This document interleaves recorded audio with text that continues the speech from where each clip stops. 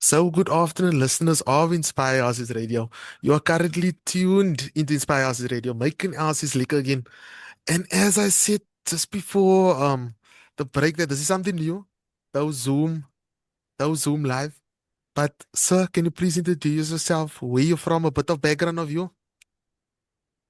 Hi there, everyone. I'm Chris Koopman, all the way from Worcester in the Western Cape. For those that don't know where Worcester is, I'm a musician. I'm a singer also. I play keyboard and piano.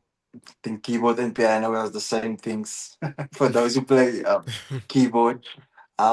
Yes, I'm a professional singer, and I used to travel overseas on cruise ships. I've been to Bahrain also, worked in a hotel as a musician. That's my first time working as you can say, a professional musician that do music for a living, that is your job. So yeah. Wow, wow, wow. There's a lot of information in there. So basically, with the home musician and the singing. Let's first tackle the musician part, if that's okay with you. So basically, with the Yeah. home musician, where did, how did they say, where did the love come from? Like, where you decided to write music. I don't just enjoy listening to it, but I also want to make music. You get what I mean? Yeah. So, Yes. where did that love for music come about? I think the love for music started when I was very young. I started in church. Actually, yeah, that is where I started like performing. I wouldn't say when you sing in church, you're not performing, but when you have an audience in front of you, that is where it actually started. But the funny thing is, you mentioned now singing. I actually started out playing in church and I didn't even sing. Mm. So I started actually playing, but I was singing from a very young age. That's what I always loved to do. I used to look up to all these pop singers, and um, I'm a 90s kid. I was born in the 80s, 89. So I don't know if you're also a 90s kid, but I feel like the best music was in the 90s, like middle 90s up to end of the 90s.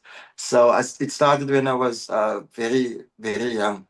So yeah, I Sure. hope that answers the question. No, no, no, I get what you mean. So basically, you're saying it first started with the singing before being a musician.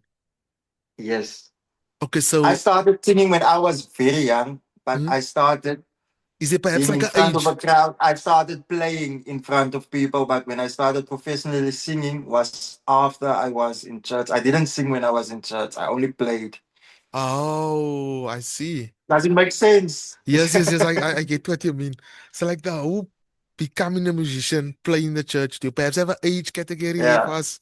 Do you have an age group where you started playing in the church? I think the first number that came to mind, it's number. I think I was 12 years old, 12 or Sure, 13 years old. sure. And then for how Yeah, many very young. years? For how many years were you? What do you call it? Playing first in the church before you got into the whole singing, if you can remember. Uh, Yo, that could have been, I think, 3 or 4 years.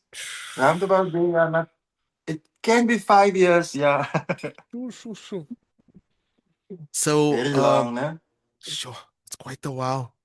And also one Mm. thing that caught my attention is when the whole live, the whole TikTok live, the whole social media, where you also doing the covers. How is that experience like Yes. doing the cover tracks? Because I know you have a few cover tracks that you did, but like, how is that experience like? l- Cool. Yeah, listening to the track and then you deciding, how am I gonna do this cover? Like the thought process associated with you do you get what I mean? The question, like the thought process, like how do you decide which song you're gonna do a cover to? That's my question.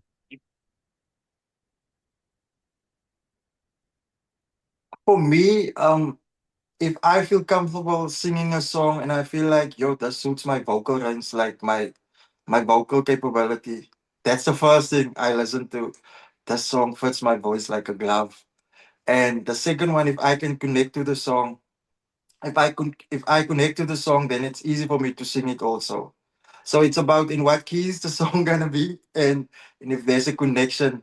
Um, between me and the song. If I can connect with it, then it's easy for me, because if you connect to a song, then the audience will also connect with what you are singing, Because if it makes sense.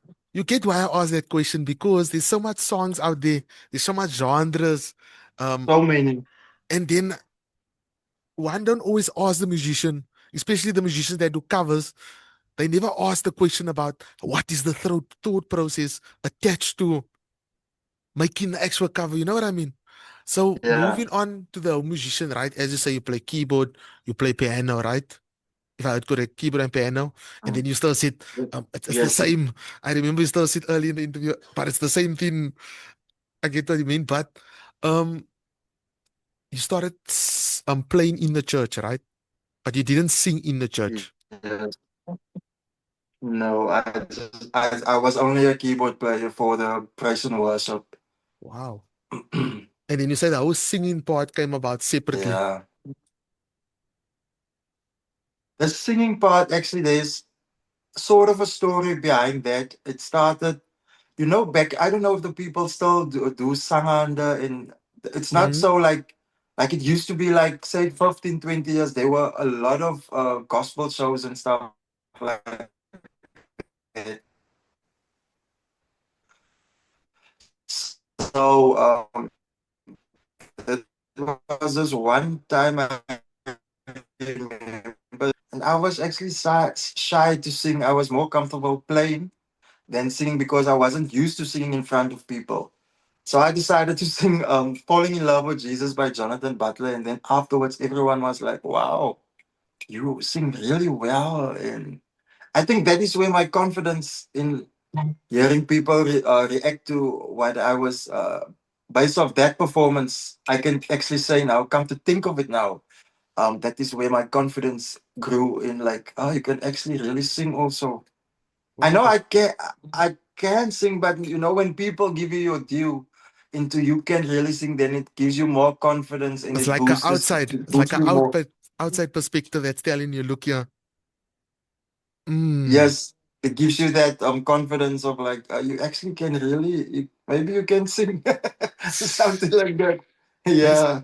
I see that's the story that I was aiming to, man. Like where it came Okay. about, I was singing. Okay. The Because first that's why time. because that's why my questions were. Oh, so you say by the gesang aan, basically by gesang aan, Yes. it came about where you just sang "Fall in Love with Jesus" by Jonathan Butler, Jonathan Butler. if I Yes. heard correct, and that's where Yes. it basically started. Where you say, right, you want to get into singing or not yet? Was it at that point, or did you still delay it like a while? It was so delayed. I didn't, after that performance, I didn't take it seriously. But I'm a person, when someone gives me compliments, and I think every human is like that. When someone gives you a compliment, then it sticks to you. You will remember it for the rest of your life. So that was one of those moments where you're like, it will always stays with you. But after that performance, yeah, I think I was still in school, in high school. I don't remember what grade or what that was, but I think it could have been grade 11 or grade 12. Yeah, around about there. So after matric, I did go work. I worked at Game at the mall. I was there with the blind section. I was working there, and after that, yeah, you're taking me so far back now. After that, I was working on the road, accident road, where if there's an accident on the road, they call you, Chris, you must get yourself ready. We're gonna come pick you up now. Dan moet jy jou safety boots aantrek and that orange klere moet jy Reflector aantrek, jacket. and then any day, anytime, any dinges of the night, then you have to go clean up the accident, and dan moet jy die vlaggie op by. So I did that, and then after that, I decided I'm talking too much now. Am I talking a lot? No, no, no, no, no. We want the story. We Oh, is listening. it We fine? want. I'm not Yes. telling the whole. I'm telling the whole story. So after that, I think I saw an audition on Facebook. Yeah. I don't know if you're familiar with Cape Music Institute. It was in Athlone, Yes, yes, Camilo yes, yes, yes. Lombard. Yes, So yes. I saw an audition, and I auditioned for that advert that they showed me there on, and then they told me, yeah, you can come and audition because I'm from Worcester, so I had to go now to Cape Town, and I passed the audition, and then I did 2 years there. And after the 2 years, I think in my last year, Camilo Lombard told me, you should get yourself a passport, get yourself 300 songs, and he's gonna try and get me to work abroad because he sees I love cover songs. The funny thing about the music school is they teach you more to write your own songs and to be your own identity in your music. Oh. But I wouldn't say that that wasn't my strong point. But I used to growing up listening to lots of covers. Cover music is more my sort of thing. So that's where he decided that I should get my own. I should get 300 songs, a passport, and but it didn't started exactly after that was like we are now at 2013, 2014. After that, I was just at home. I did normal gigs with a band here in Worcester called Soul Reflection. We performed at casinos, birthday parties, everything you could think of. And then one day, I don't know if you know Mr. Mice Roodman is also from Worcester. He Mm. plays on cruise. Do you know him? Heard, I think heard of. Heard of Yeah. quite. So he's the one that he heard me sing in the band, and he asked me if I can go with him to Bahrain. Bahrain is there in the what do you call it? It's the Middle East. Hey, I'm not too sure. I think it's there by Dubai side, a few Mm. hours out of Dubai, but it's in that type of places. So that is where it started. My first time going also abroad to Bahrain, and my first professional overseas what do you call it, overseas gig. Yeah, Sure. my And first that's time. and which years that roundabout? Which like You time frame? 2017, yeah. Because we now, 2017. we taking it like way, way, way back to get the Way back information. Get now. so 2017, Oh, 2017 is that where you decided that right, being a musician is going to, or not yet? Are you still in the phase of just doing the bookings, doing the gigs? it was like I that you're making me think now. But I think it started there. I can safely say after that first overseas experience going abroad with him in Bahrain, it started there. It gave me more. You gain confidence every time. Like I think that's the thing with all of the singers and musicians. Every time the more you sing or perform in front of people, the more you gain more confidence and confidence. You gain the confidence over the years. So it makes you stronger. But I would safely say, yeah, after that, it started. I took my work as a musician slash singer professionally. Yeah. Wow. So like seeing that we're on the topic of gigs, events, performing, out of all your performances, what was your most favorite performance? yo, I don't know. There's so many. Like, There's okay, so many. if you can name I about a I few was of it, not. It's hard. like just a few. Okay. Okay. Let me put it. Let me put it that way. Let me put it this way. After the Bahrain, I didn't mention that. I was thinking it now. I after that I got an opportunity. Talking about Camilo, he's the one that gave me a contact. I asked him, I messaged him, I asked him, sir, is there anyone I really wanna work on a cruise ship? So that is where it actually really started. And he gave me a contact. I don't know. He's also from Cape Town, Keegan Williams. Mm. You know him. He's a drummer and he has his own music out and stuff. So he gave me this contact, Keegan Williams, and I was just like, I'm not gonna take this actually. Not like I'm not gonna take it seriously, but it was just like the number just he just sent me the contact, and after 2 weeks after that, I decided to message this person, and he talked to me over WhatsApp, and he asked me, "Do you know of any female singer, a strong female singer that can really sing?" Because they are looking for a duo to work on the MSC cruise ship. And so funny at that time, I think a month or two before that, I met Crescenda Forbes that was on Idols. Mm. I know you would know Crescenda. So I saw her at an event here in Worcester. She was sitting just like a table away from me, and I just went to her and I'm like, I'm really a fan of you. I like your music and stuff. I don't know what we were talking actually, but I remember I asked her number because I'm a fan, and then we started chatting, and was it vrienden beginnen word na die, and so I asked her. I told her there's a guy that they're looking for a duo a duet to go on a cruise ship. Would you be able to go with me? And I was like, I don't know if she's gonna do it because I know she's Crescendo Forbes. She's been on Idols. Of course, I'll say no.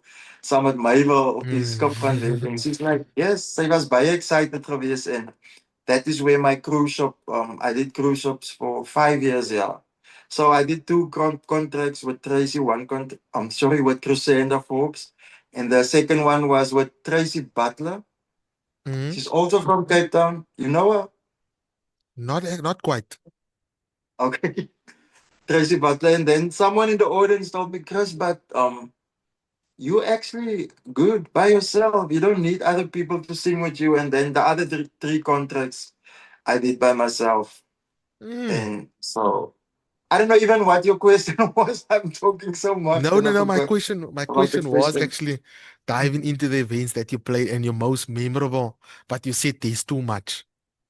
There, Yeah, like, there's too much. there's too But oh, much. you must know on a cruise ship you work every night. You only get like one day off.